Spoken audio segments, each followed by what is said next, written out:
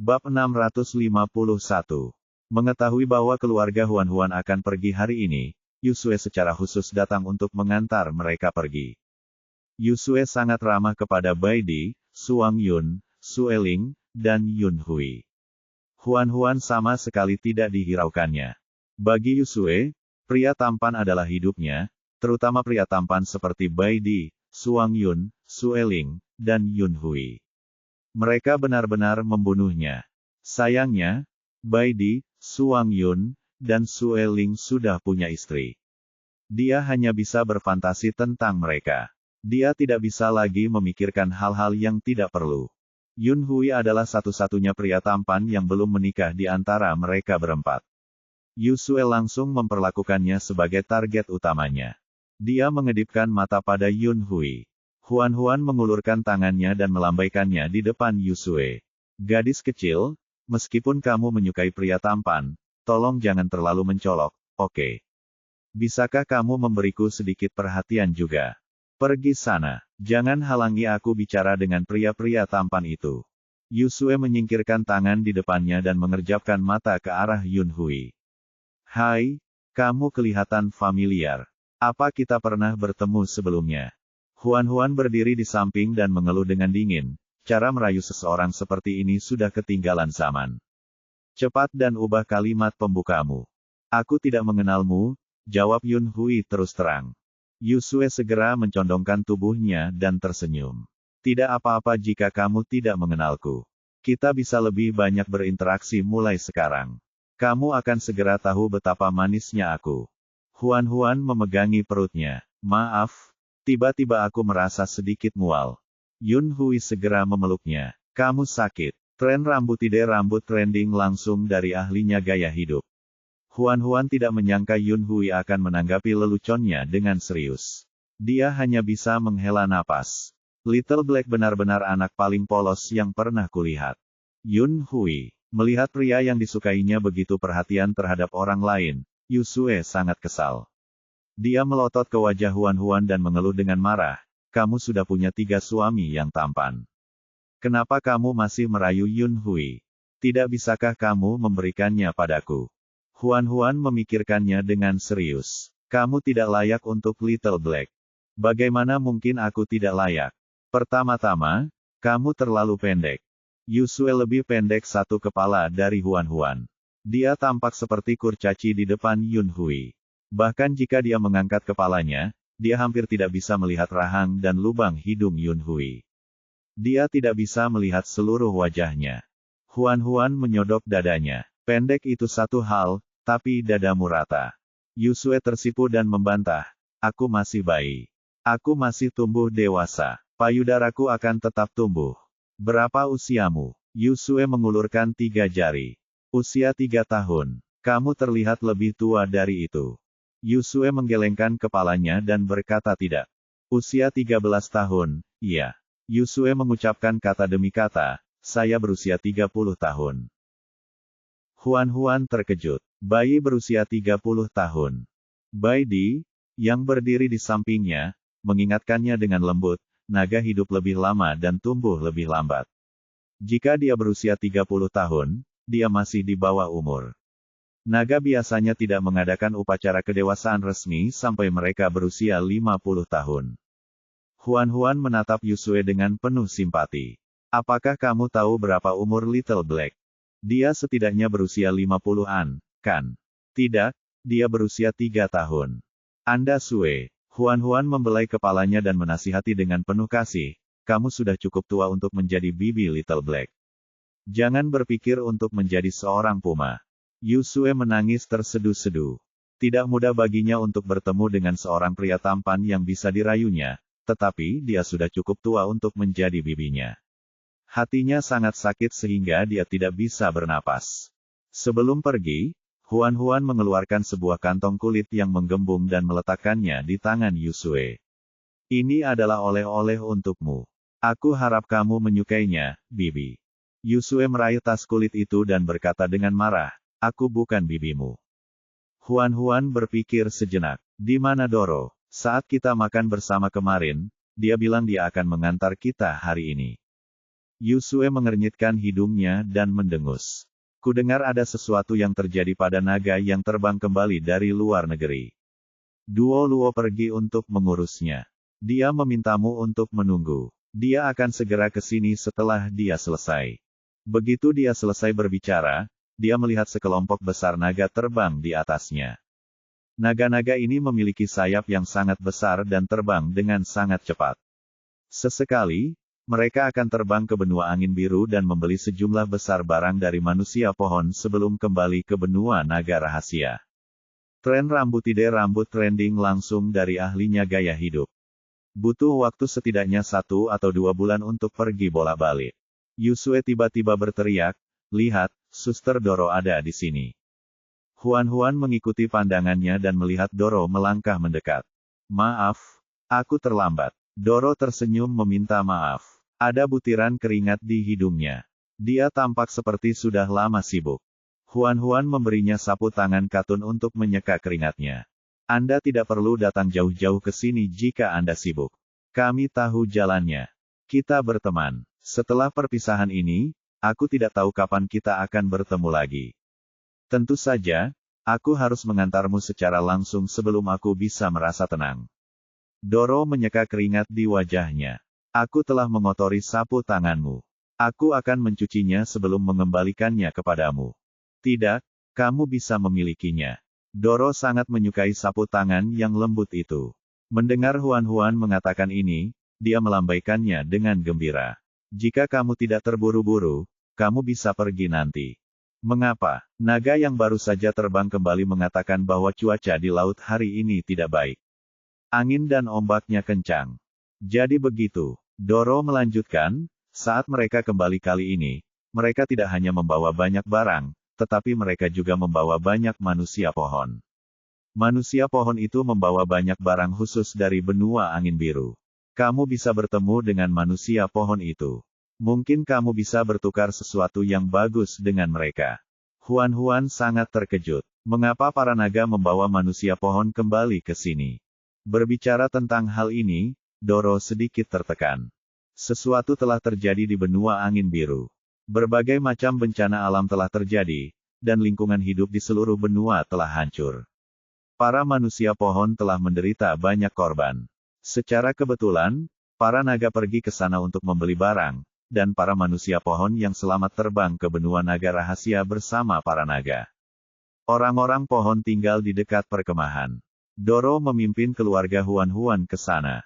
Sambil berjalan, Huan-Huan bertanya, apakah orang-orang pohon berencana untuk menetap di benua naga rahasia di masa mendatang? "Aku tidak yakin. Situasi ini rumit. Hanya Kaisar Naga yang bisa membuat keputusan."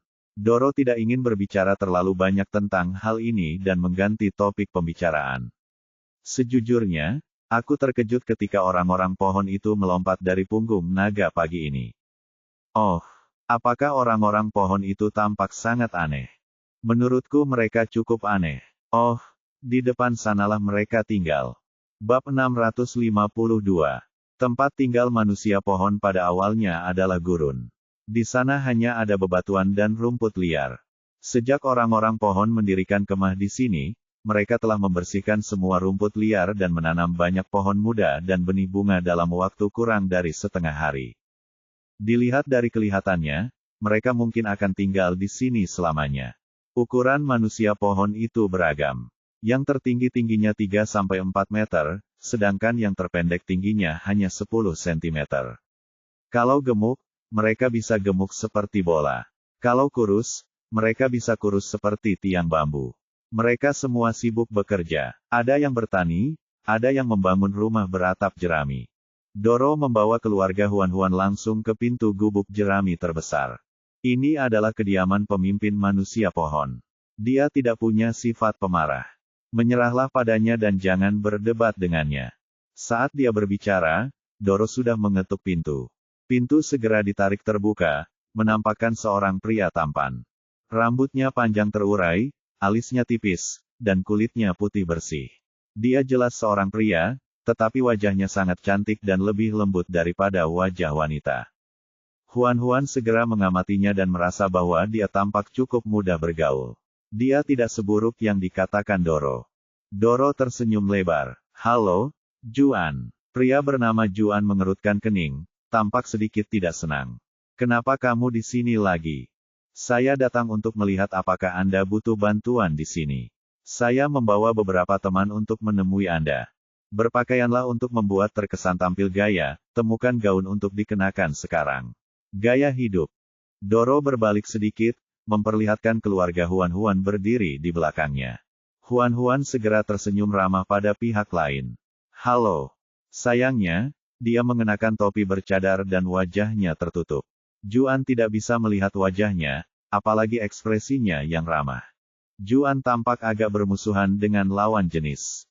Terutama saat berhadapan dengan Doro, dia bersikap waspada. Kami tidak butuh bantuanmu. Silakan pergi. Melihat bahwa dia akan menutup pintu dan menolak, Doro segera mengulurkan tangan dan menekan pintu. Dia membungkuk dan berkata sambil tersenyum, jangan bersikap dingin. Kami hanya bersikap baik. Bahkan jika kamu tidak butuh bantuan, kamu bisa mengundang kami masuk untuk duduk. Ketidaksenangan di wajah Juan semakin terlihat jelas. Jika aku mengizinkanmu masuk, apakah kau akan menyentuhku lagi? Mendengar hal itu, Doro berkata dengan kesal, saya bersikap kasar tadi pagi. Saya minta maaf. Aku tidak butuh permintaan maaf. Aku hanya ingin kamu menjauh dariku dan tidak ikut campur dalam hidupku. Kau tidak bisa melakukan ini. Ini adalah benua naga rahasia. Jika pria tampan sepertimu tidak memiliki naga betina yang menjagamu, banyak naga betina pasti akan menerkammu dan memakanmu. Kata, cantik, tampaknya menyentuh perasaan. Dia langsung marah. Rambutnya yang panjang meliuk-liuk seolah punya pikiran sendiri. Baidi segera melindungi Huan di belakangnya. Mereka menatap Juan dengan waspada. Setelah kejadian yang menegangkan, tiba-tiba banyak bunga berwarna-warni bermekaran di rambut Juan. Huan tidak dapat mengenali bunga itu, namun bunga itu sangat indah. Juan menatap bunga-bunga berwarna-warni di kepalanya dan berteriak marah, enyahlah kalian semua. Kalian tidak diterima di sini. Doro segera menghiburnya. Oh, jangan marah. Lihat, kepalamu berbunga lagi. Semakin dia mengatakan itu, semakin marah Juan. Tepat saat mereka berdua hendak berdebat, Huan dengan hati-hati menyela, apakah bungamu betina? Jean tertegun dan menatapnya. Memangnya kenapa kalau mereka perempuan? Bunga-bungaku menganggap bunga-bungamu cantik dan ingin mengumpulkan saripatinya. Huan melepaskan bunga kupu-kupu itu. Bunga kupu-kupu ungu terbang mengelilinginya, lalu terbang di depan Juan dan menari. Ini adalah pertama kalinya Juan melihat bunga kupu-kupu. Dia tampak terkejut. Apakah ini bungamu? Ya, Huan menunjuk kupu-kupu ungu terbesar. Ini disebut ungu kecil. Si ungu kecil sangat senang dipanggil keluar. Ia mengepakkan kelopaknya lebih kencang lagi. Sikap Juan terhadap orang-orang tidak baik, tetapi sikapnya terhadap tanaman ternyata ramah. Permusuhan di matanya dengan cepat menghilang saat dia menyetujui permintaan Huan. Kupu-kupu bunga pun gembira dan hinggap di kepalanya untuk mengumpulkan nektar. Huan memanfaatkan kesempatan itu untuk memperkenalkan dirinya. Namaku Lin Huan. Aku berasal dari benua binatang buas. Ketiga binatang buas jantan ini adalah pasanganku, dan naga hitam itu adalah temanku. Kami mendengar bahwa orang-orang pohon memiliki banyak hal yang menyenangkan, jadi kami ingin datang dan melihatnya. Kami dapat membelinya dengan kristal atau koin emas. Juan ragu sejenak, namun akhirnya dia memutuskan untuk membiarkan mereka masuk. Doro adalah orang terakhir yang masuk. Ketika dia melewati Juan, dia sengaja mencondongkan tubuhnya dan mengendus rambutnya. Bunga yang harum sekali. Ekspresi wajah Juan langsung berubah sangat jelek. Kalau saja dia tidak lemah, dia pasti sudah mengusir naga betina itu. Melihat interaksi di antara mereka berdua, Huan berbisik kepada Doro, jangan selalu menggoda Juan. Dia sepertinya tidak suka diperlakukan seperti ini. Kenapa tidak? Doro merasa heran. Dia tampan dan tidak punya pasangan, dan kebetulan aku belum menikah. Aku sudah terpikat padanya dan ingin mendekatinya. Apa salahnya? Bagi naga, jenis kelamin tidak menjadi masalah. Selama mereka cukup kuat, mereka berhak untuk kawin dengan siapapun yang mereka suka. Doro tidak menganggap ada yang salah dengan masa pacarannya. Huan melihat ekspresi Juan yang jelek dan berpikir dalam hati, dengan metode pacaran Doro, akan aneh jika dia berhasil merayu Juan. Namun, ini adalah masalah pribadi antara orang lain. Huan tidak bisa berkata terlalu banyak, karena takut dia akan dibenci. Bagaimanapun, mereka akan segera pergi. Tidak perlu bersikap usil. Rumah beratap jerami itu tampak sederhana dari luar, tetapi bagian dalamnya ternyata rapi dan bersih. Selain Juan, ada juga seorang lelaki tua berambut putih dan berjanggut panjang. Juan memperkenalkannya kepada semua orang. Ini adalah tetua suku pohon kami, Hui Jian. Orang tua itu mendengar percakapan antara Juan, Huan, dan yang lainnya. Dia tahu bahwa mereka adalah tamu dan segera berdiri dengan gemetar sambil memegang tongkatnya. Juan, pergilah dan keluarkan buah-buahan yang kita bawa kali ini untuk dicicipi para tamu. Juan dengan patuh pergi ke ruang belakang dan mengambil tas yang menggembung. Dia meletakkan tas itu di tanah, mengeluarkan banyak buah-buahan, dan menaruhnya di atas meja. Huan belum pernah melihat sebagian besar buah-buahan ini sebelumnya. Dia mengambil satu dan membuka mulutnya untuk menggigitnya, tetapi Bai Di menghentikannya. Bai Di mengambil buah itu darinya dan menggigitnya sedikit. Setelah yakin buah itu baik-baik saja, ia menyerahkannya padanya. Huan membuka mulutnya dan menggigitnya. Rasanya renyah dan lezat. Enak sekali. Dia memakan semua buah di tangannya. Mereka mencicipi semua buah. Kecuali beberapa buah yang rasanya sangat kuat, mereka menyukai sebagian besar buah. Bab 653.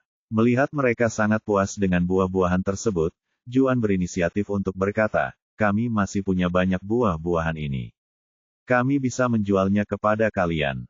Huan berkata, selain buah-buahan, kami ingin membeli beberapa benih.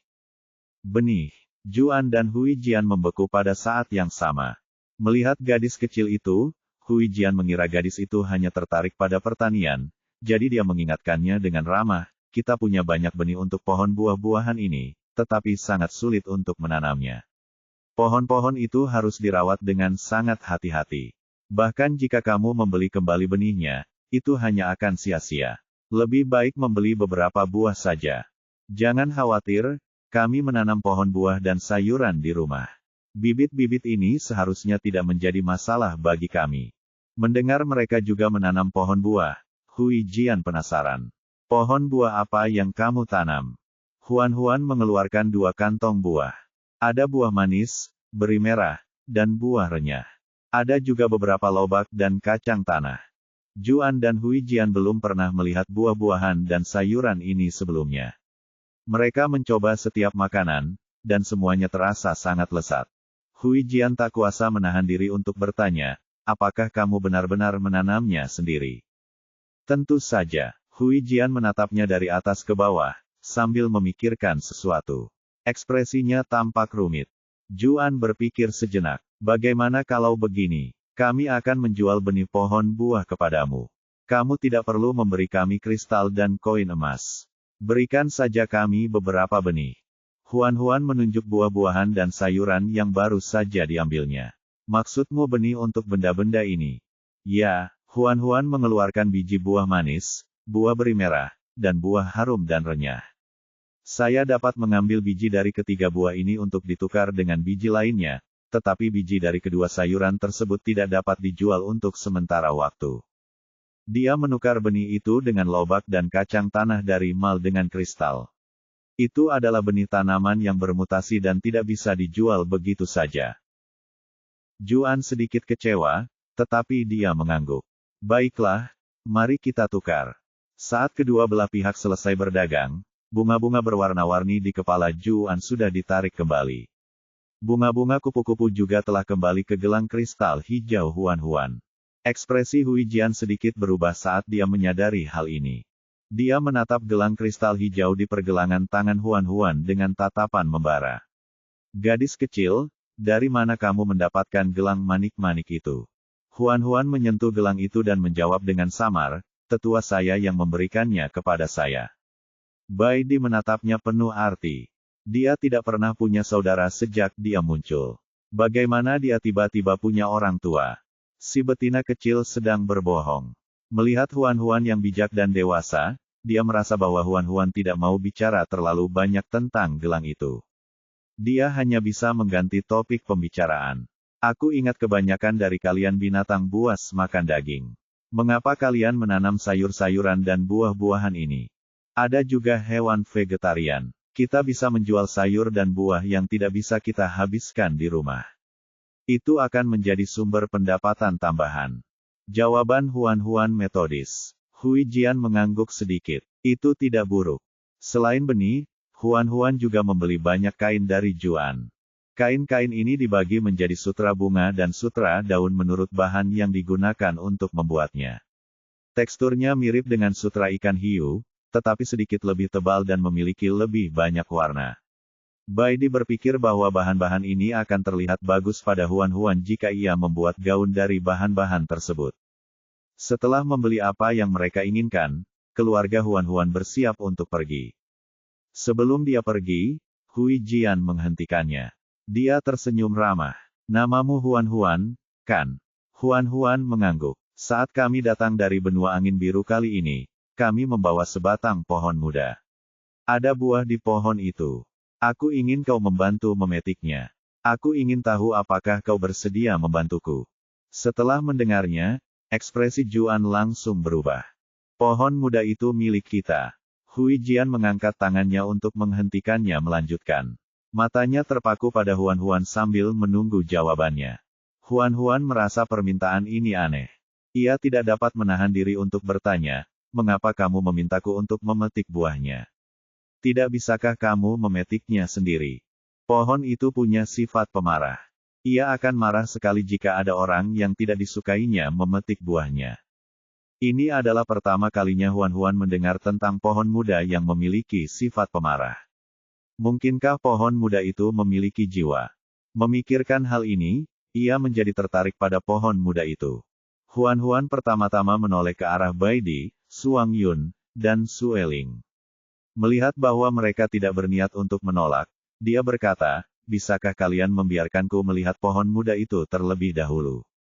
Pohon muda itu ada di dalam. Silakan ikuti aku. Hui Jian berjalan gemetar menuju rumah, bersandar pada tongkatnya. Juan tampak tidak setuju dengan keputusannya. Ia mencoba menghentikannya beberapa kali, tetapi lelaki tua itu malah mendorongnya. Tak berdaya, Juan tidak punya pilihan lain selain mengikuti dan mendukung Hui Jian agar dia tidak jatuh jika dia tidak berhati-hati. Huan-Huan mengikuti mereka ke ruang belakang. Kamar ini lebih kecil. Selain tempat tidur dan lemari, ada baskom tanah liat di dekat jendela.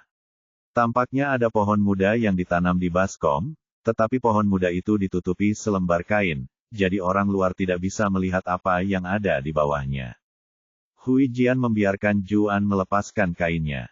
Berpakaianlah untuk membuat terkesan tampil gaya, temukan gaun untuk dikenakan sekarang. Gaya hidup. Juan sangat ragu-ragu. Penatua, Anda harus mempertimbangkannya. Apa yang perlu dipertimbangkan? Kita sudah sampai pada titik ini. Dia tidak akan mati jika kita membiarkannya mencoba.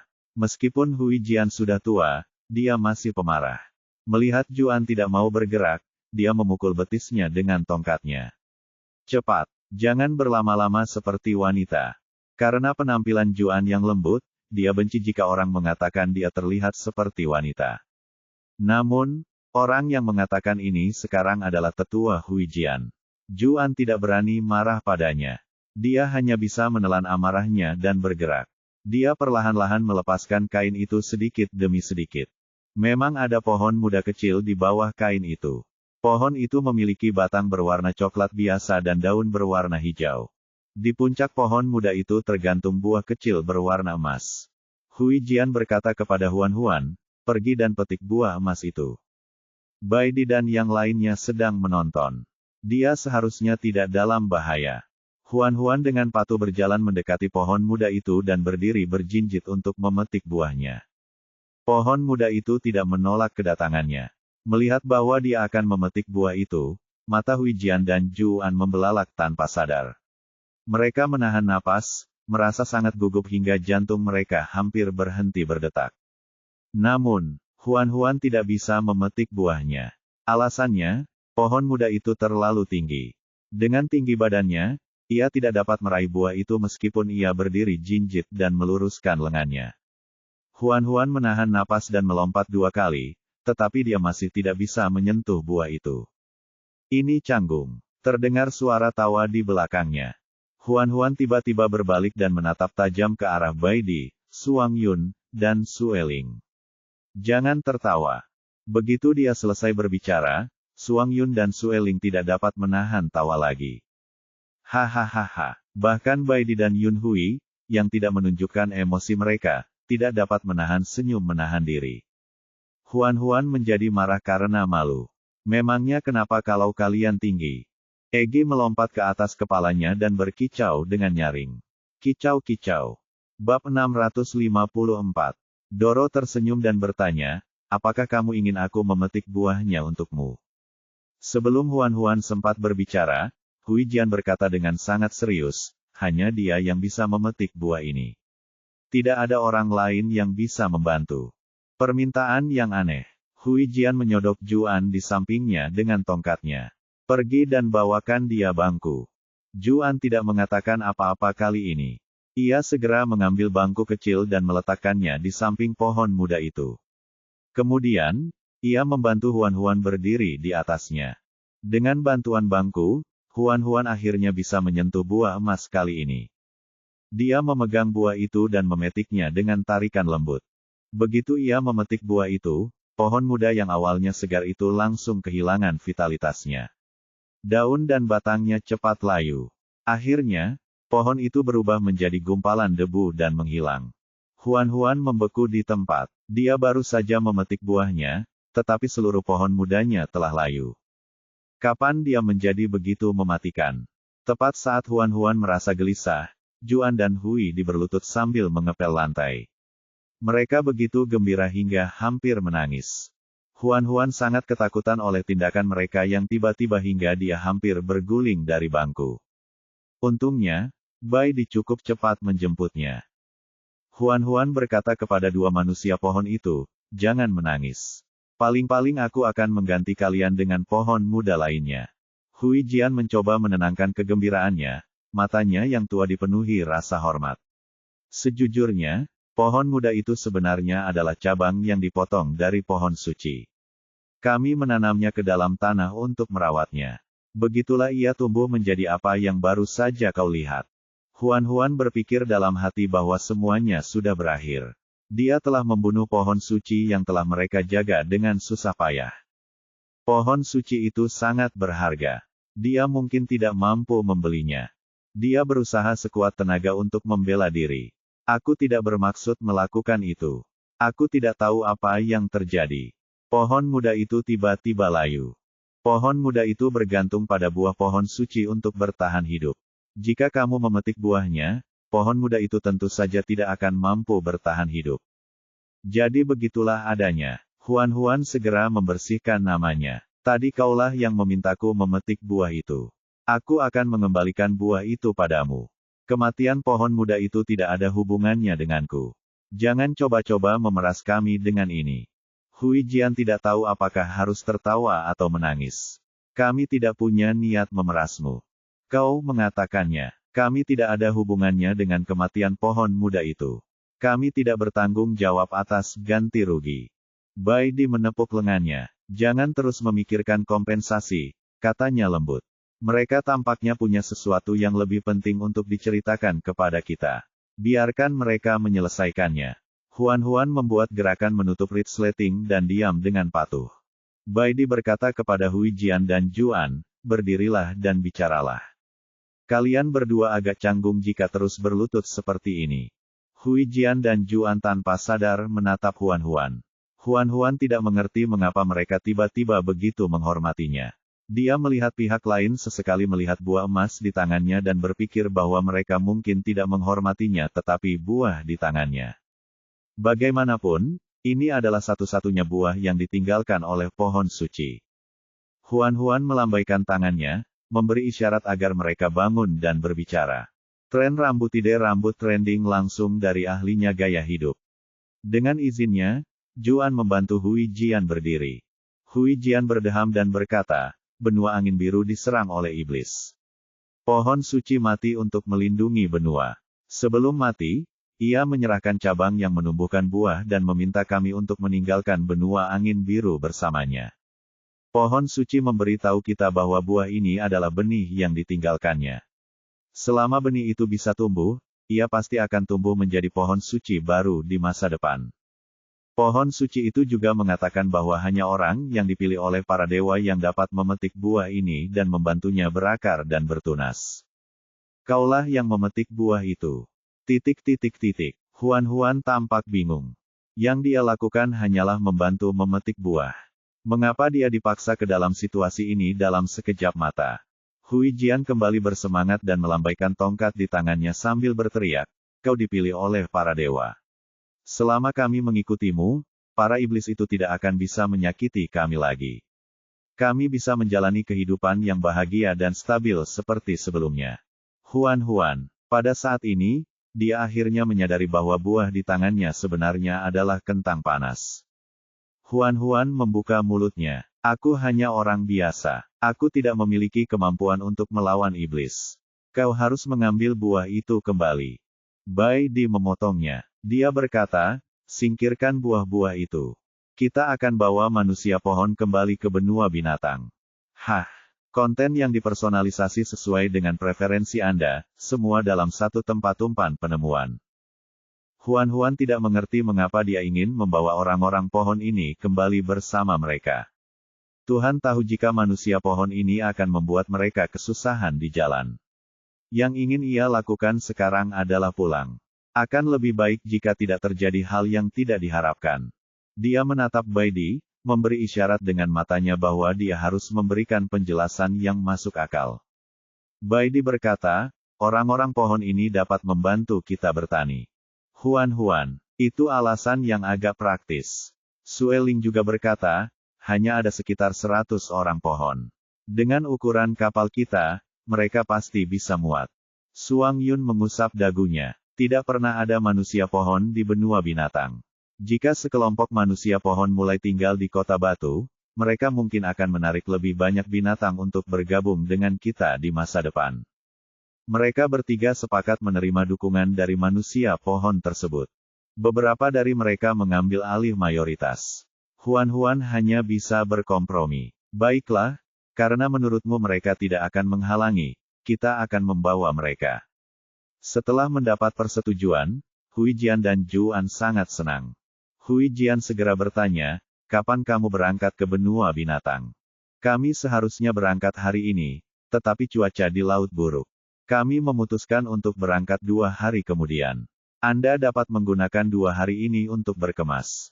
Baiklah, kita berkemas sekarang. Karena takut Huan akan berubah pikiran, dia segera mendesak Juan, cepat dan beritahu para anggota suku untuk berkemas. Juan mengumpulkan para anggota suku dan memberitahu mereka berita bahwa mereka akan pergi ke benua binatang. Orang-orang pohon tidak mengerti mengapa mereka tiba-tiba harus pergi, tetapi karena pemimpin dan tetua sudah membuat keputusan, mereka mempercayai mereka dan tidak bertanya lebih lanjut. Setelah pertemuan, mereka pergi untuk mengemasi barang-barang mereka. Benih dan bibit yang baru saja ditanam semuanya dicabut. Mereka ingin mengambil semua itu. Seluruh suku pohon lebih sibuk dari sebelumnya. Doro tidak menyangka keadaan akan berubah seperti ini. Dia terus mendesah. Tidak mudah bagiku untuk jatuh cinta pada pria tampan, tapi kau malah menculiknya. Huan, jika kau terus melakukan ini, persahabatan kita akan hancur. Huan tersenyum tanpa perasaan. Jangan khawatir, kami akan berangkat dalam 2 hari. Kami tidak akan menghalangimu untuk mencari suami di masa depan. Pergi. Cepat pergi. Doro melambaikan tangannya. Dia tampak tidak sabar, tetapi dia khawatir. Sebaiknya kau pergi dengan cepat. Jika Kaisar Naga tahu kau memiliki buah pohon suci, dia pasti akan mengirim seseorang untuk merebutnya. Bab 655. Orang-orang pohon hanya membutuhkan waktu sehari untuk mengemas semuanya. Cuaca di laut hari ini bagus. Matahari bersinar, dan hari itu cocok untuk berlayar. Baidi membawa kapal keluar dari ruang angkasa. Ketika orang-orang pohon tiba di pantai, mereka melihat bahwa kapal sudah ditambatkan di sana. Di bawah arahan Baidi dan Suang Yun, mereka menaiki kapal satu persatu. Doro dan Yusue berdiri di pantai dan melambai pada mereka. Semoga perjalananmu aman. Huan-Huan berdiri di geladak dan menyaksikan Doro dan Yusue perlahan menghilang di kejauhan. Akhirnya, mereka menghilang di ujung cakrawala dengan benua naga rahasia di depan mereka. Angin laut meniup rambutnya yang panjang, kerudungnya berkibar, dan wajahnya yang cantik berseri-seri. Juan tak sengaja melihat wajahnya dan tertegun. Barulah ketika dia menyadari bahwa orang yang lebih tua telah memanggilnya beberapa kali, dia tersadar kembali. Ada apa? Kenapa wajahmu merah sekali? Mungkin ini pertama kalinya saya naik kapal dan saya belum terbiasa. Saya akan baik-baik saja setelah beristirahat di kabin. Juan tidak berani menatap Huan-Huan lagi. Dia buru-buru berlari ke kabin dan tidak keluar sepanjang hari. Orang lain di kapal tidak menyadari ada yang salah dengan Juan. Semua manusia pohon tenggelam dalam kegembiraan berada di atas kapal untuk pertama kalinya. Mereka menemukan segalanya yang baru. Setelah mendapat izin dari Baidi, mereka membentuk kelompok untuk menjelajahi seluruh kapal dan menyentuh kemudi yang konon dapat mengendalikan arah kapal. Sueling mabuk laut seperti biasa. Dia terbaring lemas di tempat tidur, tampak setengah mati. Bahkan bulu merah menyala di tubuhnya pun tampak sudah banyak memudar. Huan-Huan sudah terbiasa melihat dia bersikap sombong.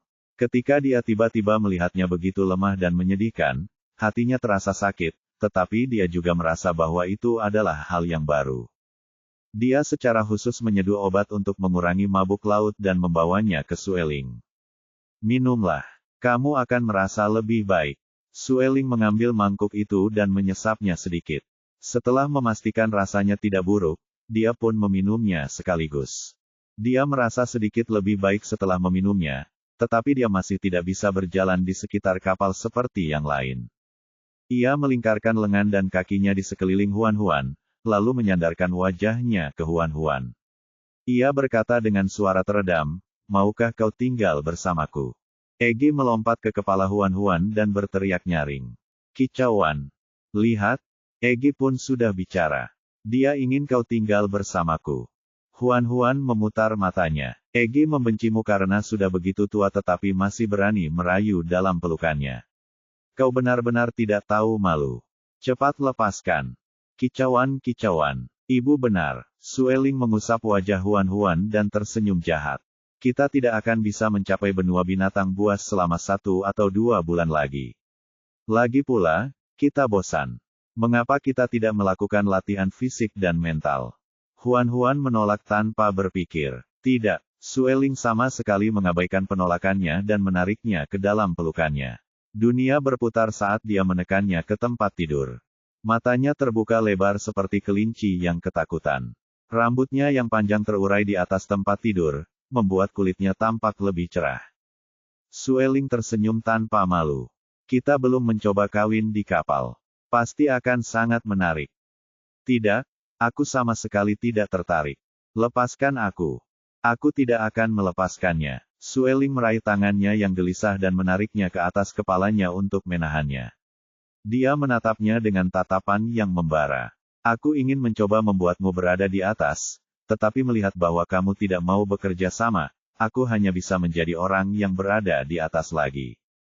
Huan-Huan terdiam. Sueling menundukkan kepalanya dan menciumnya dalam-dalam. Suara bibir dan lidah mereka yang saling bersentuhan terbawa ke seluruh kabin, membuat suasana menjadi sangat ambigu. Egi yang terabaikan itu sangat marah. Dia menabrak kepala Sueling seperti meriam baja kecil dan mengeluarkan suara keras. Tanpa menoleh ke belakang, Sueling menarik Egi dari belakang kepalanya dan melemparkannya keluar dari kamar tidur. Tangan kanannya kemudian berubah menjadi sayap, dan dia mengepakkannya dengan keras, menyebabkan badai menutup pintu. Egi yang terkunci di luar ruangan sangat marah. Orang tuanya begitu fokus bermesraan sehingga mereka tidak menginginkannya lagi. Egi berbaring di pintu dan menangis. Hatinya sakit. Huan-Huan ingin bangkit dan membuka pintu untuk memeriksa Egi beberapa kali, tetapi Sueling menekannya kembali. Sueling berkata sambil menciumnya, biarkan dia menangis. Saat dia lelah menangis, dia akan bersikap baik secara alami. Huan mencubit pinggangnya yang kurus. Rasanya lebih nikmat dari sebelumnya. Dia tersenyum dan berkata, biasanya kamu sangat menyayangi putrimu. Kenapa sekarang kamu tidak menganggap serius putrimu? Sueling memeluknya erat-erat dan menolak melepaskannya. Suaranya rendah dan seksi. Apa kau tidak ingat sudah berapa lama aku tidak melakukannya? Kalau aku tidak melakukannya dalam waktu dekat, apalagi putri kandungku, bahkan jika surga datang, aku akan mengusir mereka. Dia harus segera membebaskan diri. Jika tidak, benda di bawahnya bisa mati lemas. Melihat dia tidak nyaman, hati Huan terasa sakit, jadi dia membiarkannya. Yun Hui masuk ke kabin dan melihat Egi menangis terseduh-seduh di pintu. Dia tidak dapat menahan diri untuk bertanya, apa yang terjadi?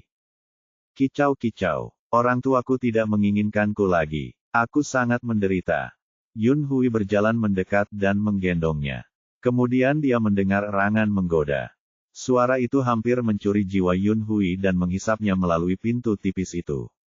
Warisan ras naga memberitahu Yun Hui bahwa suara terindah di dunia berasal dari nyanyian para duyung, tetapi saat ini, dia berpikir bahwa erangan di balik pintu jauh lebih menggoda daripada nyanyian para duyung. Nalarnya menyuruhnya untuk segera pergi, tetapi kakinya tidak patuh. Seolah-olah kakinya telah berakar, dia tidak bisa bergerak sama sekali. Erangan di balik pintu naik turun. Suara itu membuat mulutnya menjadi kering. Yun Hui tidak bisa menahan diri untuk tidak menekan dadanya. Dia merasakan jantungnya berdebar kencang dan memiliki ekspresi yang rumit. Apa yang terjadi padaku? Mengapa jantungnya berdetak begitu cepat? Mengapa suhu tubuhnya begitu tinggi? Apakah saya mabuk laut seperti Sueling? Egi tidak tahu apa-apa tentang dunia orang dewasa. Dia menatap pria di depannya dan berteriak keras. Kicauan, kicauan, kicauan. Kakak, bantu aku membuka pintu. Aku mau bermain dengan ibu. Yun Hui menatapnya. Egi mengedipkan mata merahnya yang seukuran kacang. Tepat saat dia mengira Yun Hui memahaminya, Yun Hui menggendongnya dan berbalik untuk berjalan meninggalkan kabin. Egi mengepakkan sayapnya dengan kencang dan berteriak cepat. Kicauan, kicauan. Kau mau membawaku kemana? Yun Hui menekankan tangannya ke kepalanya, menekan semua perlawanannya. Diamlah. Aku perlu berpikir. Bab 656. Tempat tidurnya berantakan, dan selimutnya basah. Tidak mungkin untuk tidur. Sueling merasa jauh lebih baik sekarang. Bukan hanya wajahnya yang merona, tetapi dia juga memiliki kekuatan untuk mengangkat Huan dan mendudukkannya di kursi di sampingnya. Kursi-kursi di kapal itu ditancapkan ke tanah. Bahkan jika kapal bergoyang pelan karena ombak, kursi-kursi itu tidak akan bergerak sama sekali. Huan merosot lemah di kursi. Sueling membersihkan tempat tidur dan mengganti selimutnya. Kemudian, dia mengambil air panas dan membantu Huan membersihkan tubuhnya. Ia membelai kulitnya dengan lembut. Sentuhan yang lembut dan halus itu membuatnya semakin mencintainya. Huan sangat lelah sehingga dia bahkan tidak bisa menggerakkan jarinya. Meskipun dia tahu bahwa dia memanfaatkannya, dia tidak memiliki kekuatan untuk memberinya pelajaran. Dia membiarkan pria itu menyentuhnya dari kepala sampai kaki. Pria itu kemudian mengangkatnya dan membaringkannya di tempat tidur. Huan kelelahan. Begitu kepalanya menyentuh bantal, dia langsung tertidur. Sueling keluar dari kabin sambil membawa air mandi dan bertemu Yun Hui. Yun Hui menggendong Egi di tangannya. Ketika melihat Sueling muncul, dia langsung mengepakkan sayapnya dan terbang. Dia menabrak dada Sueling. Kicauan, kicauan. Ayah bajingan, kau benar-benar mengunciku di luar. Sueling mengangkatnya dan meletakkannya di bahunya. Dia menatap Yun Hui dan bertanya, ada apa? Yun Hui ragu sejenak sebelum berkata, saya tidak mengerti sesuatu. Hah? Bagaimana rasanya mabuk laut? Melihat ekspresi seriusnya, Sueling mengira Yun Hui akan menanyakan beberapa pertanyaan yang mengejutkan dan penting. Dia tidak menyangka Yun Hui akan mengatakan sesuatu yang membingungkan. Mungkinkah naga suka menimbulkan masalah tanpa alasan? Sueling berkata dengan santai, apalagi yang bisa kamu rasakan? Kamu hanya akan merasa tidak nyaman dan pusing. Yun Hui mengingat dengan saksama apa yang baru saja dirasakannya. Ia memang sedikit pusing dan tidak nyaman. Ia bertanya, apakah Anda merasakan hal lain? Misalnya, apakah jantung Anda berdetak lebih cepat? Apakah tubuh Anda menjadi panas? Apakah napas Anda menjadi cepat? Sueling merasa heran. Mengapa saya mengalami gejala-gejala itu? Saya mabuk laut, saya tidak ingin berhubungan seks dengan siapapun. Kawin. Yun Hui tak kuasa menahan diri untuk menangkap kata kunci itu. Meskipun keterampilan medisku tidak sebaik Huan, aku punya sedikit pengetahuan. Dengan pengalamanku selama bertahun-tahun, gejala yang baru saja kau sebutkan sangat mirip dengan apa yang dialami binatang buas saat mereka sedang birahi. Pada titik ini, Sueling tiba-tiba berhenti dan mengamati naga hitam itu dari ujung kepala sampai ujung kaki. Jangan bilang kau sedang birahi. Yun Hui tidak menjawab. Melihatnya terdiam, Sueling segera meletakkan baskom kayu di tangannya. Ia memeluk Egi dan membungkuk. Ia bertanya dengan nada bergosip, Little Black, mengapa kau tiba-tiba berahi? Mungkinkah kau melihat wanita yang kau sukai di kapal ini? Yun Hui meliriknya, ekspresinya kosong. Jangan panggil aku si hitam kecil. Bukankah Huan memanggilmu si hitam kecil? Kamu bukan dia. Apa bedanya? Sueling tiba-tiba terdiam saat sebuah ide melintas di benaknya. Kamu memperlakukan Huan berbeda dari yang lain. Jangan bilang kamu menyukai Huan.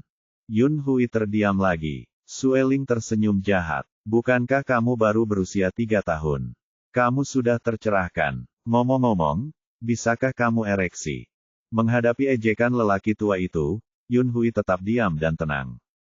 Cek, lihatlah dirimu. Mungkin akan sesulit naik ke surga jika kau ingin mengejar wanita yang kau suka. Mata Yun Hui bergerak. Bisakah kau membantuku? Kenapa aku harus membantumu? Sueling berkata dengan tenang. Huan adalah pasanganku. Sudah ada 4 orang dari kita. Jika kami membawamu masuk, kami tidak akan punya apa-apa lagi darinya.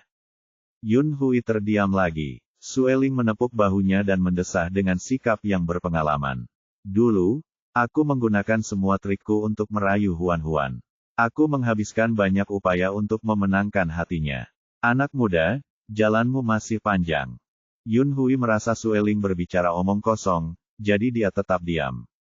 Sueling mengambil baskom kayu untuk menuangkan air. Yun Hui ditinggalkan berdiri sendirian di sana sambil berpikir. Hari-hari berlayar di laut sangat membosankan. Setiap hari, selain makan, minum, buang air besar, dan mengobrol, mereka hanya tidur. Jika mereka punya teman, mereka bisa bersembunyi di kamar dan bermain di perahu. Jika mereka tidak punya teman, mereka hanya bisa hidup mandiri. Sejak Sueling berhubungan seks dengan Huan di atas kapal, ia merasakan kenikmatan luar biasa dari goncangan kapal. Ajaibnya, goncangan itu menyembuhkan mabuk lautnya. Sekarang, ia bisa melangkah di geladak setiap hari dan berjalan mengikuti irama goncangan kapal. Sesekali, ia akan menatap Huan dengan pandangan yang tidak jelas. Huan merasa bahwa sifat tak tahu malu orang ini benar-benar menggemparkan. Dia benar-benar tidak bisa berkomunikasi dengannya lagi.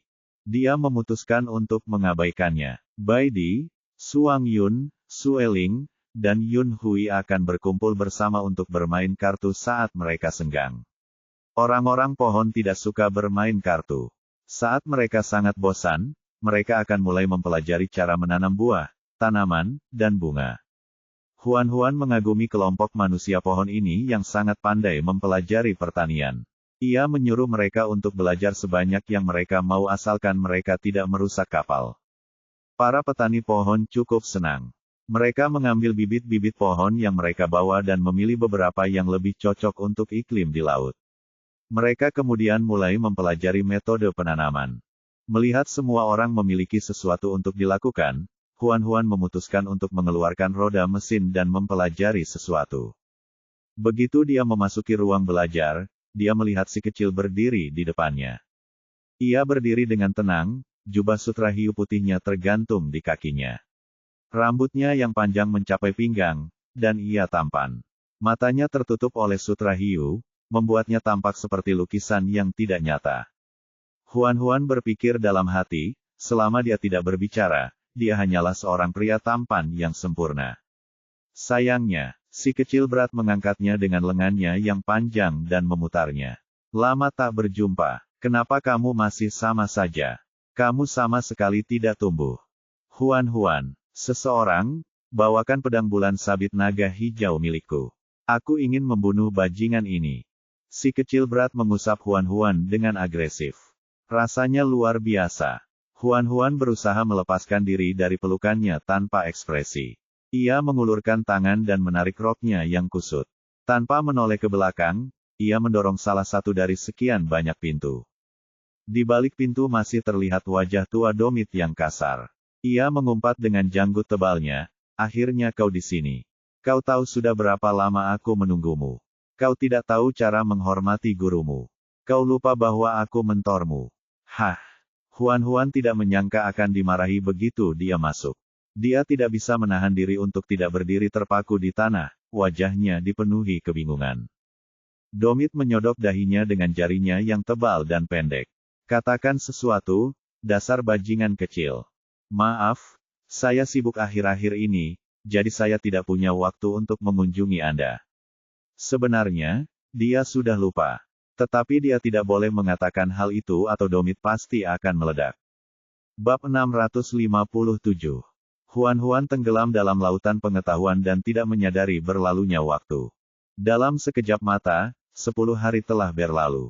Dia keluar dari ruang belajar dan membuka matanya dan mendapati Yunhui berdiri di samping tempat tidur, menatapnya. Dia menatapnya dengan pandangan aneh. Huan segera duduk dan menarik roknya. Kenapa kamu menatapku? Tidak apa-apa. Aku tidak melihatmu selama beberapa hari. Kupikir kau sakit, jadi aku datang untuk menjengukmu. Baidi, Suang Yun, dan Sueling tahu bahwa Yunhui telah memasuki ruang belajar, jadi mereka merasa sangat tenang. Namun, Yunhui tidak tahu tentang ruang belajar. Ketika dia melihat Yunhui tidak sadarkan diri, dia mengira ada yang salah dengan tubuhnya. Huan memperhatikan noda hitam di bawah matanya dan tak dapat menahan diri untuk bertanya, jangan bilang kamu belum tidur dan berada di samping tempat tidurku. Tidak, Huan menghela napas lega, syukurlah kalau begitu. Kalau dia yang menjaganya di sini, dia pasti akan curiga kalau dia sudah jatuh hati padanya. Untungnya, hal itu tidak terjadi. Sebelum dia bisa benar-benar merasa lega, dia mendengar Yunhui melanjutkan, aku tinggal di samping tempat tidurmu pada siang hari dan di luar pintu pada malam hari. Karena Baidi, Suang Yun, dan Sueling bergantian tidur dengannya setiap malam, mereka tidak mengizinkan Yunhui tinggal di samping tempat tidurnya di malam hari. Lagi pula, sungguh menakutkan tidur dengan seseorang yang terjaga dan berdiri di sisi tempat tidur. Oleh karena itu, Yunhui hanya bisa menerima hal terbaik berikutnya dan menjaga pintu. Huan. Dia merasa ada sesuatu yang salah arah. Suasananya agak canggung. Yunhui bertanya padanya apakah dia lapar. Huan merasa bahwa ini adalah alasan yang bagus untuk melarikan diri dan segera berkata, aku akan mencari Baidi sekarang dan memintanya untuk memberiku sesuatu untuk dimakan. Akan tetapi, sebelum dia bisa melompat ke tanah, Yunhui menangkapnya dengan mantap. Kamu belum makan selama berhari-hari. Kamu pasti lemah. Aku akan menggendongmu kepadanya. Huan sangat terkejut. Dia tidak menyangka si tolol yang biasanya pendiam ini, ternyata begitu perhatian saat ini. Dia mengulurkan tangan dan menepuk bahu Yunhui, lalu berkata dengan sungguh-sungguh, jika kamu berusaha sekuat tenaga untuk mendekati wanita lain, aku jamin kamu pasti akan memenangkan hati banyak gadis di masa depan. Saya tidak membutuhkan hati mereka. Lalu hati siapa yang kau inginkan? Begitu dia mengatakan ini, Huan berharap dia bisa menamparkan dirinya sendiri. Dia menyentuh bagian yang sakit. Mulutnya besar sekali. Sebelum Yunhui sempat menjawab, Huan melanjutkan, kamu masih muda. Sekarang bukan saatnya untuk mempertimbangkan hal-hal ini. Saat kamu sudah lebih tua dan memiliki lebih banyak pengalaman, kamu dapat mulai mempertimbangkan hal-hal ini. Kamu harus bertemu dengan gadis-gadis yang lebih luar biasa untuk sementara waktu. Yunhui tidak berkata apa-apa saat mendengar ini. Dia hanya menatapnya dalam-dalam. Pandangan ini seakan mampu melihat semua pikirannya. Huan merasa bersalah tak dapat dijelaskan di bawah tatapannya. Dia mengalihkan pandangan dan berpura-pura menatap langit-langit.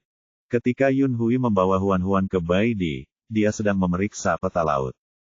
Huan menepuk lengan Yun Hui dan berbisik, "Turunkan aku." Yun Hui tidak bergerak. Huan mengira dia tidak mendengarnya dan meninggikan suaranya untuk mengulangi apa yang baru saja dikatakannya.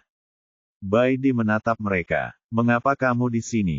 Huan mengulurkan tangannya padanya. "Peluk." Baidi segera meletakkan peta itu, bangkit berdiri, dan berjalan mendekat untuk memeluknya. Sekarang, meskipun Yun Hui tidak ingin melepaskannya, dia hanya bisa melakukannya.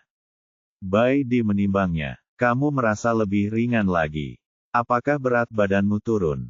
Huan menyentuh dagunya dan tersenyum gembira. "Bagus juga kalau bisa menurunkan berat badan." "Apa bagusnya? Kamu kurus sekali sampai-sampai hatiku sakit.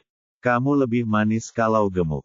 Huan membenci estetikanya. Dia cemberut dan berkata, "Aku lapar.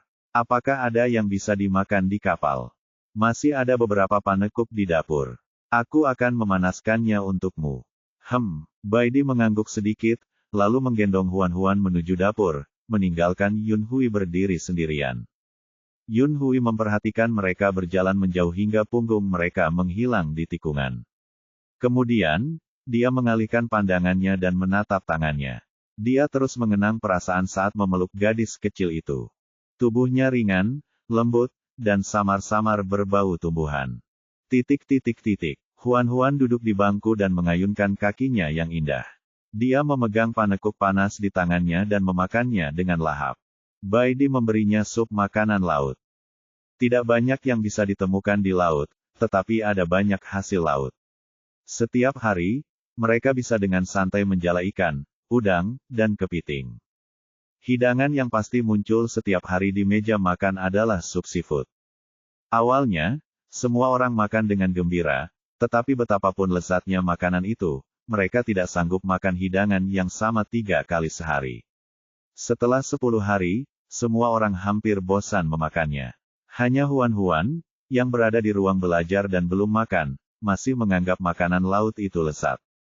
Kita tidak seharusnya bertanya kepadanya mengapa ia masih bisa hidup dan sehat setelah tidak makan atau minum selama 10 hari. Ia sendiri tidak dapat menjelaskan prinsip ini. Mungkin ada hubungannya dengan bentuk tubuhnya yang istimewa. Saat hampir selesai, Baidi bertanya, "Tadi aku melihat Yun Hui menggendongmu."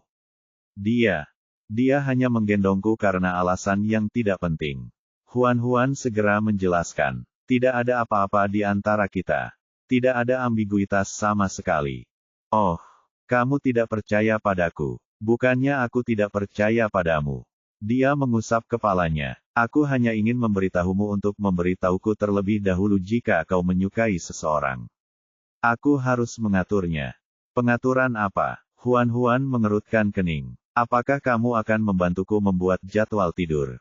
Kalian berempat sudah cukup bagiku. Aku tidak menginginkan orang lain. Kupikir karena sikapmu terhadap Yun Hui berbeda, mungkin kau akan." "Tidak ada bedanya. Hanya saja dia pernah menyelamatkanku sebelumnya. Aku memperlakukannya sebagai teman dan keluarga. Secara logika, aku harus mendapatkannya kembali. Ini tidak ada hubungannya dengan perasaan romantis." Baidi mengamati ekspresinya dan terkekeh saat melihat bahwa dia benar-benar tidak punya pikiran lain tentang Yun Hui. "Kurasa aku terlalu memikirkannya." Huan meletakkan mangkuk di tangannya. "Ngomong-ngomong, apa kamu tidak cemburu saat melihat betapa dekatnya aku dengan si hitam kecil? Jika itu Suang Yun dan Sueling, mereka pasti sangat cemburu." Hanya Baidi yang bisa tetap tenang. Baidi mengambil mangkuk kosong itu dan menyeka mulutnya dengan lembut. "Aku ingin melindungimu lebih dari sekadar cemburu. Jika bergabungnya Yun Hui ke dalam keluarga membuatmu lebih aman, aku akan dengan senang hati menerimanya." Huan mendekatkan lengannya dan melingkarkan lengannya di lehernya. "Aku bukan putri atau ratu. Buat apa aku butuh banyak orang untuk melindungiku? Kalian berempat saja sudah cukup." "4 tidak cukup. Kalian sudah cukup." Huan merencanakan masa depan dengan serius. Setelah kita kembali, kita akan mendapatkan Sang Ye kembali dan keluarga kita dapat hidup dengan damai di Rock City.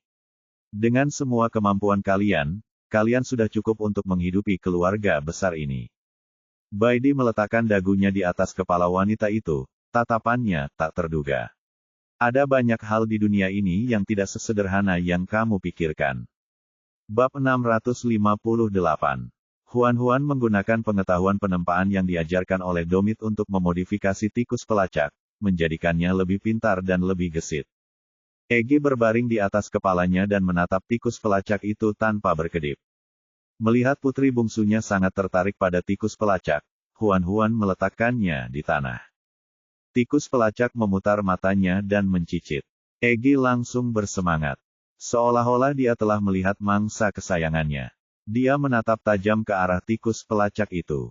Ketika tikus pelacak itu kehabisan tenaga, Egi mengepakkan sayapnya dan terbang mendekat dengan suara mendesing. Cakar-cakarnya yang kecil berusaha menangkap tikus pelacak itu.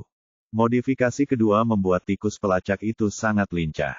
Ia segera menghindari cakar Egi dan berlari ke dalam kabin. Egi berkicau sambil mengejarnya. Tikus dan burung bermain kejar-kejaran di kapal. Huan membuat versi sederhana dari lampu minyak dengan minyak sayur dan benang, lalu melapisinya dengan kertas. Ia membawa lentera kecil yang dibuatnya dan mulai mengamati kapal untuk melihat apakah ada kerusakan yang belum ditemukan. Di bawah kabin terdapat gudang. Tidak ada jendela di sini, jadi sangat gelap. Udara sangat lembab. Huan merasa tidak nyaman mengenakan kerudung, jadi dia melepas topinya yang bercadar dan meletakkannya di dekat pintu. Saat dia asyik memperbaiki, Juan tiba-tiba masuk. Ada banyak tanah dan benih yang dibawa oleh orang-orang pohon di gudang. Juan datang untuk mengambil benih. Dia tidak menyangka akan bertemu Lin Huan di sini. Huan menghentikan apa yang sedang dilakukannya dan menatapnya. Dasar manusia pohon. Sebelum dia bisa menyelesaikan ucapannya, dia melihat Juan melarikan diri. Huan membeku di tempat. Apa yang sebenarnya terjadi? Kalau dipikir-pikir lagi, dia sepertinya menghindarinya setiap hari sejak mereka menaiki kapal. Juan berlari menaiki tangga. Hui Jian memanggilnya beberapa kali. Mengapa kamu berlari? Apakah ada harimau yang mengejarmu? Tak jauh dari situ, Baidi mendengar ini dan tanpa sadar berkata, kami, harimau, tidak memakan bunga dan pohon.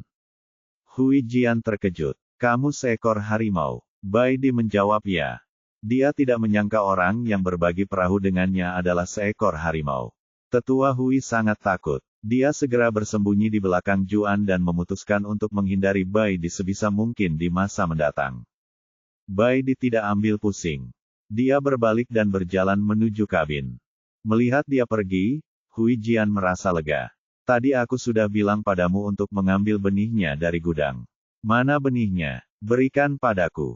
Juan tampak malu. Dia berlari begitu cepat sehingga dia lupa mengambil benihnya. Melihatnya seperti ini, Hui Jian langsung marah.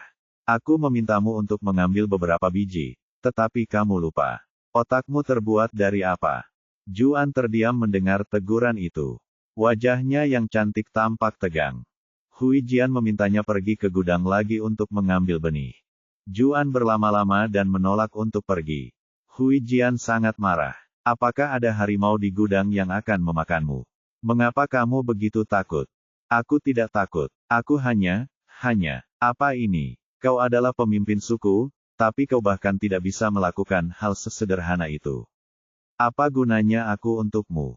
Tepat saat Hui Jian memarahi Juan, Huan berjalan keluar dari tangga sambil membawa lentera. Dia mengenakan topi berkerudung, dan wajahnya ditutupi oleh kerudung sutra salju. Kedua belah pihak bertemu secara kebetulan. Huan menundukkan kepalanya dan meniup api itu. Apa yang kalian bicarakan di sini? Kenapa kalian tampak tidak senang? Juan tersipu saat melihatnya.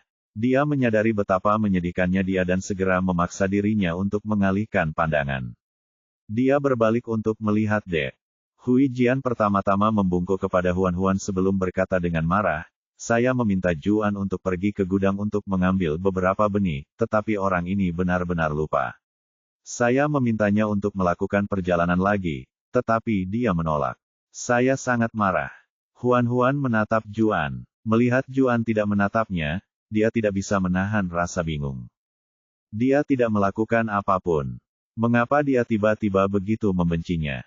Tetapi sekali lagi, tidak semua orang akan menyukainya. Meskipun Huan sedikit kecewa, dia tidak peduli lagi.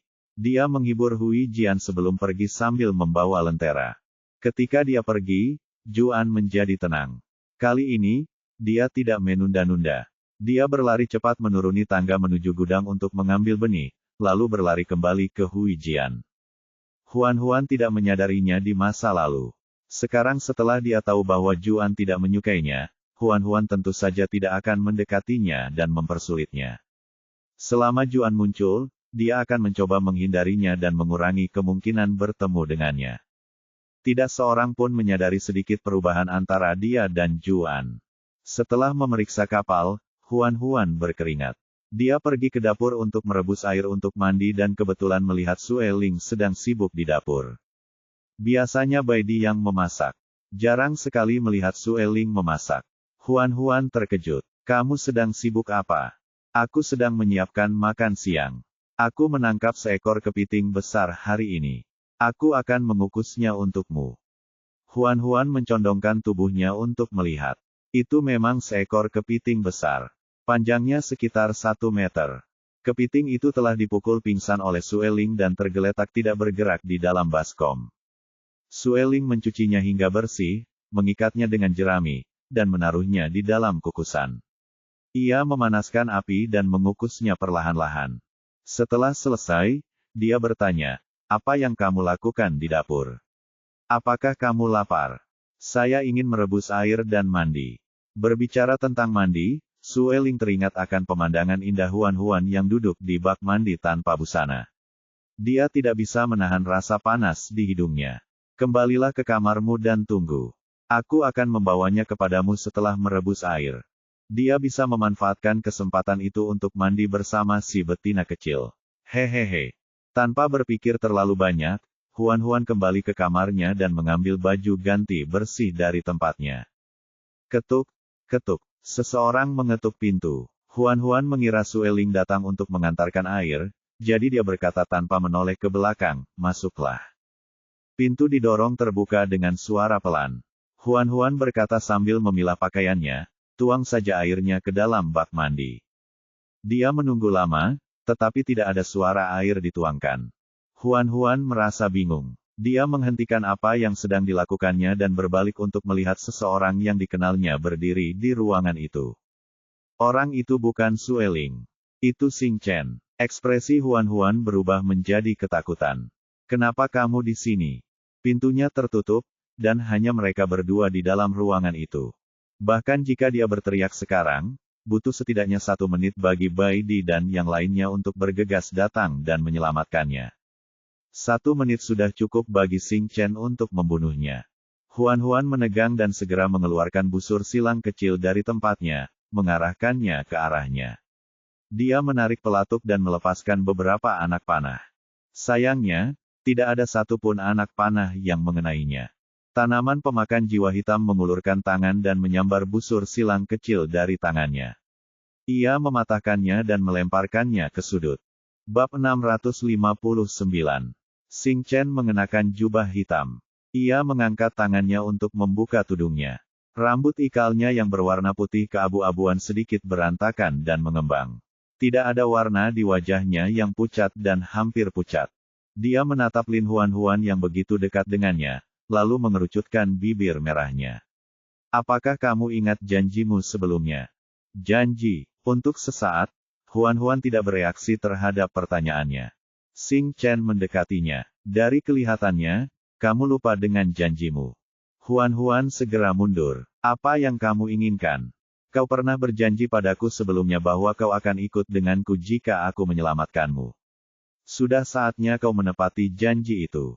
Setelah diingatkan, Huan teringat bahwa sebelumnya dia pernah diculik oleh Cynthia di Gunung Dewa Peri. Saat itulah dia meminta Xing Chen untuk menyelamatkan hidupnya. Harga yang dijanjikannya waktu itu adalah pergi bersamanya. Huan menelan ludah tanpa sadar. Ia sudah dikutuk. Kreditor itu datang mencarinya. Xing Chen mengulurkan tangan dan mencengkeram leher rampingnya. Ujung jarinya yang dingin menyentuh kulitnya. Maukah kau ikut denganku dengan patuh? Atau kau ingin aku memukulmu dan membawamu pergi? Katanya lembut. Tidak bisakah aku memilih keduanya? Tidak. Huan hampir menangis. Aku salah. Tolong lepaskan aku. Apakah menurutmu aku akan membiarkanmu pergi? Huan tahu itu tidak mungkin, tetapi dia tetap berkata dengan tegas, aku percaya kamu orang baik. Kamu pasti tidak tega melihat gadis secantik itu dikurung di lautan ilusi. Kamu pasti akan melepaskanku. Kita tidak akan pergi ke laut ilusi. Hah. Xing Chen menatap ekspresi terkejutnya dan tak kuasa menahan diri untuk menundukkan kepala dan mencium bibirnya. Kita tidak akan pergi ke laut ilusi. Kita akan langsung kembali ke jurang. Huan begitu ketakutan hingga dia hampir pingsan. Sial, Raja Iblis baru saja menciumnya. Mengerikan sekali. Dia merasa seperti hendak mati karena racun. Ayo pergi. Setelah kita kembali ke jurang, kau tidak akan bisa meninggalkanku lagi. Huan tidak tahan lagi. Sambil mendorong Xing Chen keluar, dia berteriak ngeri, tolong. Pria ini merebut wanita baik. Meski situasi saat ini tidak benar, si kecil tak dapat menahan diri untuk mengeluh. Bukankah kau baru saja mengatakan bahwa kau adalah seorang gadis cantik? Bagaimana kau bisa menjadi wanita baik dalam sekejap mata? Huan berteriak, selama kamu menyelamatkanku, kamu yang memiliki keputusan akhir, ayah. Teratai dan Little Green bergegas keluar, ingin melindungi Huan. Sayangnya, mereka bukan tandingan Xing Chen. Xing Chen mencengkeram mereka di tangannya, dan mereka tidak bisa bergerak. Xing Chen membenci apapun yang menghalanginya bersama Huan. Dia tanpa ampun menghancurkan Kopiah dan Little Green, melemparkan mereka ke tanah. Dia mengulurkan tangan dan memeluk Huan, bersiap untuk pergi. Huan memeluk kaki tempat tidur dengan tangan dan kakinya, menolak melepaskannya. Aku tidak akan pergi. Aku tidak ingin pergi ke jurang bersamamu. Lepaskan aku. Sueling datang mencari Huan sambil membawa ember kayu berisi air panas. Begitu sampai di pintu, dia mendengar teriakan Huan yang menyayat hati. Ekspresinya langsung berubah, dan dia menendang pintu hingga terbuka. Pintu terbanting ke dinding dan pecah dengan suara berderak. Huan mendengar suara itu dan segera melihat ke arah pintu. Ketika dia melihat bahwa itu adalah Sueling, dia sangat gembira hingga air matanya hampir jatuh. Sueling, selamatkan aku. Xing Chen mencengkeram bagian belakang lehernya dan mengangkatnya seperti anak ayam. Lin Huan, kamu sudah berjanji untuk ikut denganku. Apakah kamu akan mengingkari janjimu? Posisi ini membuat Huan sangat tidak nyaman dan sulit baginya untuk bernapas. Pipinya memerah saat dia berkata dengan susah payah, tidak mungkin terjadi apa-apa di antara kita. Lebih baik kau menyerah saja. Kata-kata ini sepertinya telah menyentuh titik lemah Xing Chen. Ekspresinya langsung berubah sangat buruk. Pembohong kecil, kau ingin menendangku pergi setelah memanfaatkanku. Aku tidak akan membiarkan itu terjadi. Saat mereka berbicara, Sueling meletakkan air panas dan bergegas mendekat. Dia meraih Huan. Puluhan tanaman merambat hitam menjulur dari lengan baju Xing Chen dan menusuk Sueling. Sueling mengangkat tangannya dan melemparkan bola api. Tanaman merambat itu terbakar. Mereka bergoyang dan meliuk-liuk dengan liar. Percikan api jatuh ke tanah dan langsung membakar lantai kayu. Huan terkejut. Sial, ada api. Cepat padamkan. Sebagian besar kapal terbuat dari kayu. Jika api ini menyebar, seluruh kapal akan terbakar menjadi abu. Sueling tidak punya pilihan selain berhenti menyerang dan menghindari tanaman merambat itu. Dia melebarkan sayapnya untuk memadamkan api di lantai. Saat dia teralihkan, Xing Chen bergegas keluar kabin bersama Huan. Bai Di, Suang Yun, dan Yun Hui sudah bergegas setelah mendengar berita itu. Mereka bertiga mengepung Xing Chen. Xing Chen tidak bisa mengabaikan mereka.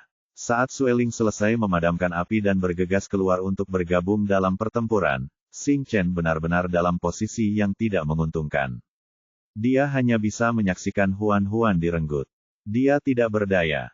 Huan berada di pelukan Bai Di. Dia berkeringat karena takut. Dia melihat Xing Chen melepaskan diri dari kejaran para pria itu dan melompat ke laut. Sebelum pergi, dia memandang Huan Huan untuk terakhir kalinya. Dia melihat bibirnya bergerak. Dia tidak bersuara, tetapi dia mengerti apa yang dikatakannya. Anda akan menyesalinya. Tak lama kemudian, sosok Xing Chen menghilang sepenuhnya ke dalam lautan luas. Orang-orang pohon yang selama ini bersembunyi di kabin dan tidak berani keluar kini berjalan ke geladak. Mereka berdiskusi dengan penuh semangat, sangat ingin tahu tentang penampilan dan latar belakang Xing Chen. Bai Di menggendong Huan Huan kembali ke kamar. Begitu dia duduk di tempat tidur, Suang Yun, Sueling, dan Yun Hui mengikutinya masuk. Bahkan Egi merangkak keluar dari sudut. Ketika Egi mengetahui bahwa ibunya baru saja dalam bahaya, ia berinisiatif merangkak ke pelukan Huan Huan. Ia berkicau, mencoba menghibur ibunya. Huan Huan menyentuh putrinya yang berbulu. Sueling membungkuk dan mengambil bunga teratai dan Little Green dari lantai. Ia menyerahkannya kepada Huan Huan. Huan Huan menggigit jarinya dan meneteskan darahnya ke bunga-bunga itu. Tubuh mereka cepat pulih. Huan Huan menyentuhnya. Jangan bertindak gegabah jika kamu bertemu Xing Chen lagi. Mereka bukan tandingan Xing Chen. Mereka pasti akan menderita jika melawannya secara langsung. Si topi kopiah dan si hijau kecil agak geram, tetapi mereka tetap mengangguk patuh. Suang Yun melihat bercak hitam di lantai tempat kebakaran terjadi. Ia mengelap lantai dengan kain basah dan memaku 2 papan di tempat kebakaran itu agar Huan Huan tidak menginjak area itu dan jatuh. Saat dia melakukan hal itu, dia mendengar Sueling bertanya, mengapa Xing Chen tiba-tiba muncul di kapal. Bai Di berpikir sejenak, mungkin dia sengaja menyembunyikan identitasnya dan naik ke kapal bersama orang-orang pohon tanpa sepengetahuan kita. Itu kemungkinan. Dengan kemampuan Xing Chen, terlalu mudah baginya untuk menyembunyikan identitasnya tanpa ketahuan. Bai Di membelai kepala Huan Huan. Dia sudah pergi. Kamu aman sekarang. Kamu tidak perlu takut lagi. Huan Huan masih merasa sangat gelisah. Perkataan Xing Chen sebelum dia pergi jelas merupakan sebuah peringatan baginya. Dia marah. Dia akan membuat dia membayar karena mengingkari janjinya. Bab 660. Kemunculan Xing Chen yang tiba-tiba seperti batu yang dilemparkan ke dalam air. Ketika gempa susulan mereda, air kembali tenang. Semuanya kembali normal. Namun tidak ada seorang pun yang tahu tentang arus bawah. Malam harinya, Huan Huan gelisah dan tidak bisa tidur. Pikirannya dipenuhi dengan tatapan Xing Chen sebelum dia pergi dan peringatannya yang diam-diam. Dia menyingkap selimutnya dan duduk. Suang Yun, yang berada di sampingnya, segera terbangun. Ia mengulurkan tangan dan memeluk pinggangnya. Suaranya serak karena baru saja bangun. Ada apa? Huan Huan berkata sambil mengenakan pakaiannya, tidurlah. Aku akan buang air. Namun, Suang Yun turun dari tempat tidur bersamanya. Dia khawatir dia meninggalkan ruangan sendirian. Huan Huan berjalan di depan dan mengulurkan tangan untuk membuka pintu, tetapi mendapati sosok tinggi berdiri di luar. Karena terkejut, dia mundur 2 langkah. Siapa itu? Orang itu menjawab, itu aku. Di bawah sinar bulan di luar jendela, Huan Huan melihat bahwa orang di luar pintu sebenarnya adalah Yun Hui. Huan Huan merasa lega. Ia memegang dahinya dan bertanya, mengapa kau berdiri di depan pintu kamarku di tengah malam, bukannya tidur? Aku khawatir dengan keselamatanmu. Aku takut orang itu akan mengejarmu lagi. Dengan orang itu, yang ia maksud adalah Xing Chen. Huan Huan merasa tersentuh sekaligus geli. Aku berada di kamar yang sama dengan Suang Yun. Bahkan jika aku dalam bahaya, Suang Yun akan dapat membantu. Aku tidak membutuhkanmu di sini. Kembalilah ke kamarmu dan beristirahatlah. Suang Yun melingkarkan lengannya di pinggang Yun Hui dan berkata kepada Yun Hui, benar sekali. Aku bisa melindunginya. Kamu tidak perlu khawatir. Yun Hui merasa dipandang rendah. Dia sedikit kecewa. Cahaya keemasan gelap di matanya yang hitam meredup sedikit demi sedikit. Dia tampak seperti anjing besar yang ditelantarkan oleh tuannya. Melihatnya seperti ini, tangan Huan Huan gatal. Dia ingin mengusap kepalanya. Namun pada akhirnya, dia menolak. Lagi pula, dia masih bayi. Dia benar-benar tidak bisa memanfaatkannya. Huan melambaikan tangannya. Cepat kembali. Berhentilah berjaga di sini. Jika ada yang melihatmu di tengah malam, mereka akan mengira kau orang mesum. Yun Hui tidak mengerti apa maksudnya, mesum, tetapi instingnya mengatakan bahwa itu bukanlah pujian. Dia berbalik dan dengan enggan berjalan pergi. Ditemani Suang Yun, Huan pergi ke toilet, lalu pergi ke De untuk menikmati angin. Suang Yun menggendongnya dari belakang dan meletakkannya di bahunya. Dari ketinggiannya, Huan bisa melihat lebih jauh. Dia mendengar suara Suang Yun melayang di tiup angin malam. Kamu tidak perlu takut, kami akan melindungimu. Huan sedikit tersentuh. Suang Yun biasanya terlihat ceroboh, tetapi dia sangat memperhatikannya. Meskipun dia tidak mengatakan apa-apa, dia bisa merasakan kegelisahan di hatinya. Karena itu, dia diam-diam menjaganya. Huan bermain dengan telinganya dan menundukkan kepalanya untuk mencium keningnya. Terima kasih. Suang Yun mengangkat wajah tampannya ke arah angin malam yang menyegarkan dan menatap lurus ke arahnya. Aku tidak ingin ucapan terima kasih secara lisan. Lalu apa yang kamu inginkan? Ayo, ucapkan terima kasih dengan tubuhmu. Huan menepuk kepalanya. Dalam mimpimu, orang mesum besar akan selamanya menjadi orang mesum besar. Pikirannya selalu dipenuhi dengan hal-hal mesum itu. Dia hanya keren sesaat. Suang Yun menoleh dan mengusap-usap pahanya. Semua orang sudah tidur sekarang, katanya samar-samar. Kita bisa mencobanya di sini. Kulit kepala Huan mati rasa karena digosok. Dia segera mendorongnya. Kau gila. Kalau ada yang melihat kita, aku akan malu. Tidak apa-apa. Aku akan melindungimu dari mereka. Tidak seorang pun akan bisa melihat tubuhmu. Huan, apakah itu maksudnya? Hah. Suang Yun adalah orang yang praktis. Dia segera menekan Huan ke De dan menundukkan kepalanya untuk menghisap dan menjilati dadanya. Dari waktu ke waktu, dia akan menggigitnya. Seluruh tubuh Huan melemah karena tindakannya. Dia perlahan kehabisan tenaga untuk mendorongnya menjauh. Pada akhirnya, dia tampaknya tidak mendorongnya menjauh. Sebaliknya, dia tampaknya menurutinya. Sekarang kemampuan penyembuhan diri tubuhnya semakin kuat, dia bisa sepenuhnya menerima Suang Yun bahkan tanpa buah daun sumber. Tanpa sadar, dia mencengkeram lengan Suang Yun. Alisnya yang tipis berkerut, dan bibir merahnya digigit dengan keras. Dia berusaha untuk tidak menangis. Suang Yun mendekatkan wajahnya ke telinganya dan tersenyum jahat. Kamu harus menahannya. Jika kamu berteriak dan orang lain mendengarnya, kamu pasti akan menarik perhatian. Huan mencengkeram lengannya, ingin mencekik bajingan ini sampai mati. Semakin gelisah dia, semakin gembira pula Suang Yun. Dia bergerak dengan kejam. Setiap dorongan terasa seperti hendak menembus seluruh tubuhnya. Ombak menghantam sisi kapal, menimbulkan suara-suara. Kapal bergoyang pelan. Iramanya kadang lambat dan kadang cepat. Huan disiksa sampai mati. Dia hampir kehilangan kendali dan berteriak beberapa kali. Namun pada akhirnya, tangisannya tertahan oleh sisa-sisa rasionalitas yang dimilikinya. Dia tidak dapat mengeluarkan suara. Dia tidak bisa membuat orang yang tidur di kabin itu khawatir. Ketika Suang Yun akhirnya dilepaskan, bibir Huan akhirnya bebas. Tubuhnya sedikit demi sedikit mengendur dan melunak. Dia berbaring lemah di De seperti ikan yang sekarat. De di bawah mereka tertutup air. Tidak mungkin diketahui apakah itu keringat atau cairan yang mereka keluarkan saat kawin. Suang Yun menundukkan kepalanya dan menjilati bibirnya dengan ujung lidahnya, menyeka darah yang menetes keluar. Huan benar-benar tidak punya kekuatan untuk peduli padanya lagi. Dia hanya bisa berbaring di sana dan membiarkannya membuka bibirnya dan menyapu lidahnya ke dalam mulutnya. Huan sangat lelah sehingga dia tidak lagi memiliki kekuatan untuk memikirkan kegelisahan yang disebabkan oleh kemunculan Xing Chen tadi. Ketika dia digendong kembali ke tempat tidur, dia langsung menutup matanya dan tertidur. Ketika dia bangun keesokan harinya, Huan sudah hidup dan sehat kembali. Dia mengenakan pakaiannya dan berjalan keluar dari kabin.